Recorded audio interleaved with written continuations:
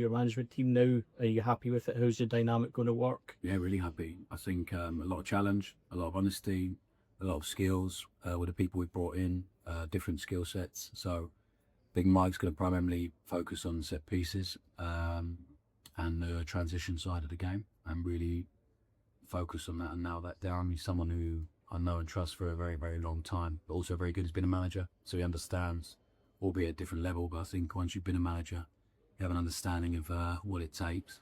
And we're aligned in a lot of things in terms of values, standards, but I also think very differently. Mike's very different to most people I've met in football, so I think it was an important one for us. So I'm really glad the club have supported us with that.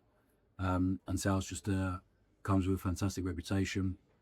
Every goalkeeper he's worked with, spoke to a lot actually, and a lot of people, staff members he'd worked with.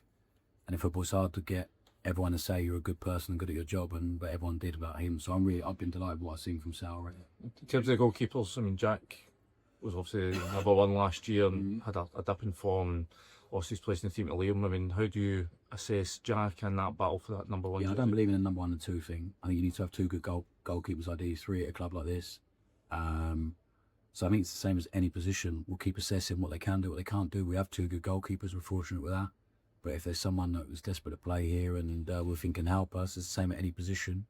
As long as it doesn't affect other things in the balance of the squad, then we'll always look to it. But at the minute, I've been happy with him tonight. You've looked at Jack. I mean, have you seen his confidence rising? Have you seen him sort of inching back towards the big goalkeeper he was? Before, so I can't tell you where he was and where he is now. What I've seen is a guy that really believes in himself, has made some outstanding saves in training, is willing to do the stuff we're asking him to do with the ball at his feet, as is Liam. So they've been great, both of them. Who's really surprised you? Who's caught your eye? You touched, I think. I think if you're the young guys, Josh Gent was a great, really outstanding young player, but physically has a lot of work to do because he's only 17.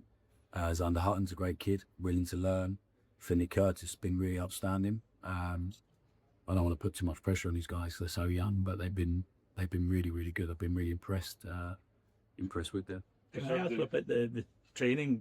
We watched training today, and one of the things that was noticeable is how quickly you want them moving the ball, 1 and 2 touch. This Rangers team has been criticised in the past for maybe lapsing into sterile possession and side to side. Is it about instilling better habits into them? I think it's all about habits. So I think the first couple of weeks have all been about instilling some good habits and some principles that are going to be, whatever formation we play, they're going to be so important, always important. Whether it's the first minute, the last minute, we're at home, away, Europe, the league. So I think it's been about trying to instill some good habits and make sure that does become habit for us.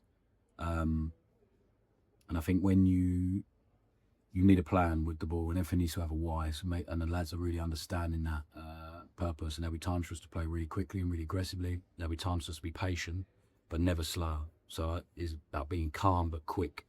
And the ball has to travel quick because the ball travels faster than any player can. So I think just they starting to really understand that now. And then the more games we play, the more feeling I have of when to change the rhythm of the game. But the ball has to travel all the time. It can't just be stationary. Even if we are a little bit, at times have to be waiting their position, the ball needs to travel so quick. Missed section, guys. How important is that, Ross, about players understand why? Because there'll be times when it's difficult. You referenced that even in the pre-season game. Is it fundamental that they understand the whys, not just the methods? And yeah, always. So I think if we can to convince someone, they have to understand why they're doing it and what the benefit is to them individually, in their unit, as a group, as a team.